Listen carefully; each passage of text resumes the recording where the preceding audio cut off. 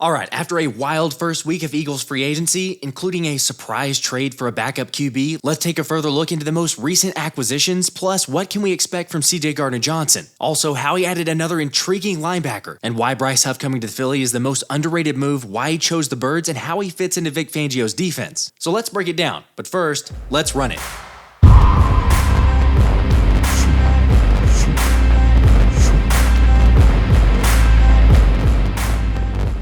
What's up, guys? Happy St. Patrick's Day, and hopefully you're wearing green. And Kenny Pickett will be, but let's get into this trade. After the Birds elected to send this year's third-round pick in exchange for Kenny Pickett and Pittsburgh's 2025 fourth-round selection along with 2 sevenths, leaving CBS to give the Eagles an A- grade for this trade. But I get it, some of y'all in the comments weren't happy about it, and that's fair. Maybe Justin Fields would have been the better option, although I'll admit to being out on Fields, despite Howie Roseman seemingly having the Bears QB as his top choice, since ESPN's Dan Graziano reported the Eagles were one of the teams that had talked to the Bears about Fields before the trade for Pickett. But neither side was close on price, so Philly ended up moving on to their second option. Look, they're not all first-round picks, okay? Obviously, it's interesting because Pickett and Fields are two very different players, but personally, the trade for the Steelers quarterback just makes more sense. First off, Kenny's got 2 years left on his rookie deal as opposed to Fields, who's only got 1. So at a cap hit of $980,000 this year and just $2.6 million in 2025, along with a potential 5th-year option, I will admit I am very much on board. Now fine, for those of you that aren't, I understand the doubt with reports of the 25-year-old QB being disgruntled in Pittsburgh. However, he clearly didn't feel like he'd been told the truth since Tom Pelissero shared Steelers head coach Mike Tomlin had told Pickett he would get the chance to compete for the starting job until Russell Wilson was signed, at which point Tomlin came back and said Wilson was in pole position and basically he's going to get all the first team reps. So understandably, Pickett asked for a trade to become even more entrenched as a QB2. You guys are fighting over who's going to be the next hotshot, huh? Is that what's happening? I mean, we all know this, but if he wanted a better chance at starting, then he should have stayed put. Of course, yes, naturally, you can say he probably didn't have a selection of where he got to go. But still, Russell Wilson has proved he ain't a lock to hold down the job. Like heck, a team was willing to eat $85 million in cap space to let him walk. Of course, just wait, because I'm sure several of the Philly media outlets will start stirring up drama the second Jalen experiences any sort of struggles. But come on, Hurts will be the QB1 for the foreseeable future. Even still though, I think a change of scenery will do KP some good. Plus, if you believe in this thing, Pickett's been a clear Eagles fan for quite a long time, so he'll definitely have some extra motivation. Gonna be an Eagle, baby! Yeah! And it probably goes without saying, but he's obviously never had the type of weapons that he will in case he does end up having to play. But look, it shouldn't come as a surprise for this move, because Howie's been interested in Pickett ever since his Pitt days, with this viral clip being from Howie scouting him. Oh yeah, he also went to see him live recently before making the trade for him. Again, you have so many outs on this, even if you don't like the trade. Let's say that Jalen gets hurt, heaven forbid, and Pickett has to play a few games. He could definitely play well, and Howie could literally end up getting a third-round pick back for him from a team desperate for a quarterback. Yes, I get it, you gave up a top 100 pick, but seriously, we know Howie makes the moves in the draft anyway, plus you have all these comp picks. You can move up and get a player if you want to, or move back and get the draft capital back. I'll just say this, it's perfectly fine to doubt Howie and completely disagree on this move. But let's remember, he's made some great moves and timely decisions, especially when it comes to quarterback, while also showing the ability to execute the exit plan when needed on multiple occasions, which is why I'm trusting him and Kellen Moore, who obviously like the potential they see on film. Also, I think this goes to show there's going to be an even bigger philosophy shift with the offense moving forward, and probably less running for Jalen Hurts, because Pickett isn't a runner and Tanner McKee definitely isn't a running quarterback.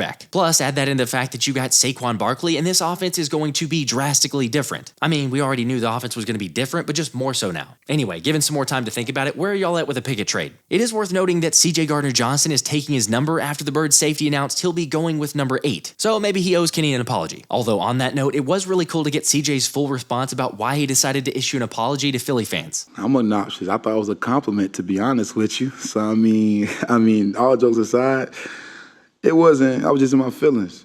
You know, you want to be somewhere so bad to the point where you can't control certain things. So certain things was said, but it was no meaning to it. I mean, I'm back. So I guess we all happy. Family reunion, huh?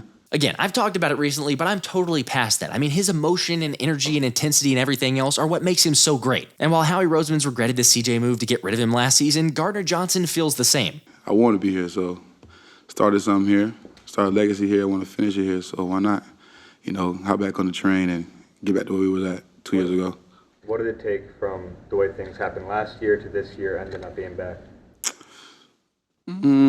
Take your feelings out of it and just willing to be a man about certain things, and accept certain things as a man. So I think right now coming back was like, how can I say, a relief.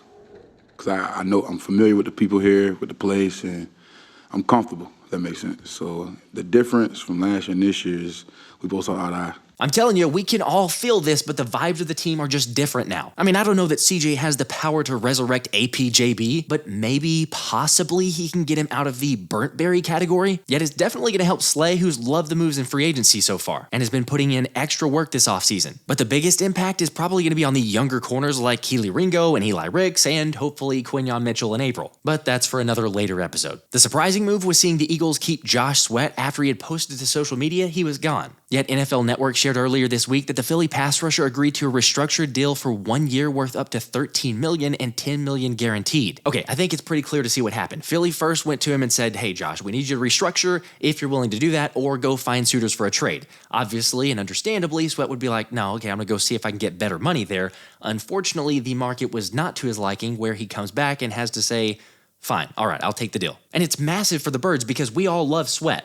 Okay, that sounded weird, but you get the point. This dude's now playing on a 1-year prove-it-to-me contract, which I think will definitely pay dividends. Unfortunately, the latest update with Haason Reddick sounds like he's in about the same boat. And given the recent moves from Howie Roseman, I can't imagine he's going to be flexible to meet Reddick at $25 million. Now, perhaps the market's also not kind to Haas and he comes back. Yet the other point worth mentioning is there's not really the biggest rush to work something out with number 7. I mean, honestly, we could see this thing dragging out all the way to draft night until Howie says, all right, who's interested in buying? Personally, that's the opinion I'm of, especially with the Kenny Pickett trade, because you got to think that Howie assumes he can probably recoup a 3rd-round pick if he trades away Haas. I don't know, maybe not, but let me know what you guys think is the most realistic outcome for Reddick. The good news is that either way, the Eagles made one of, if not the most underrated moves of free agency in signing Bryce Huff to a 3-year deal worth $51 million, and 34.4 of that guaranteed. Look, I get it that this dude hasn't played more than 51% of snaps while in New York, and very few of them being run plays, but the more film I watch of him, the more I like. Because this dude is an athletic beast with an uncanny ability to get to the quarterback, which is unsurprisingly why he rated as the top 2 pass rusher in terms of QB pressures percentage for the past 2 years. Yet like some of the other signings, it's his mindset as an undrafted free agent that stuck with him and should leave opposing QBs dreading Huff. Just like the fact that you came out and not a single team thought you were worthy of a draft pick, it kind of just stays in the back of your mind. Like even with having a new contract, just knowing that like everybody, like most of the guys on the team were drafted and were pinned as automatically just better than you. So it's definitely going to stick with me. This dude in Philly is the perfect fit, and no, that's not Boston Scott, even though it looks like him. Or honestly, what may be better is the fact that Huff is choosing number 0 to become the new Agent 0. And yes, I will now almost assuredly be buying one of those. Of course, sure, it's worth mentioning again that Huff was mostly used as a situational pass rusher, so it'll be interesting to see how a starting role will affect his ability to get to the quarterback, which the 25-year-old said is what Vic Fangio has in mind for him mostly. However, there's elements that Philly shared during their pitch to him that made him feel wanted and that they would get the most out of him, as opposed to a couple other offers that Huff shared he got just feeling like they wanted to put him out there and, quote, let him do his thing. And honestly, that's great for a couple reasons, because for one, we're winning in free agency and especially recruiting ideal top talent here.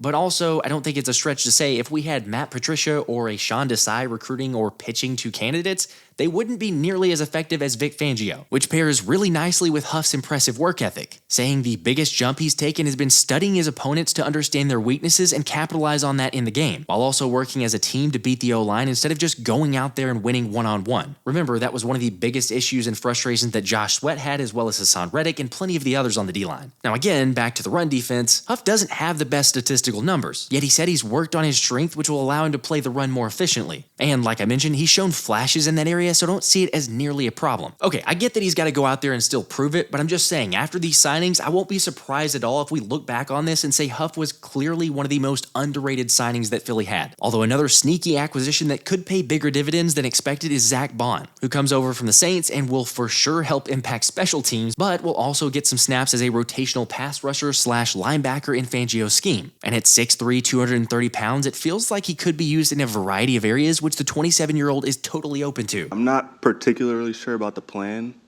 but I have a lot of experience doing both, and I think I can do both at a high level. So I'm interested to see where the coaches utilize my skill set and decide to play me, but I'm down to play wherever and do whatever.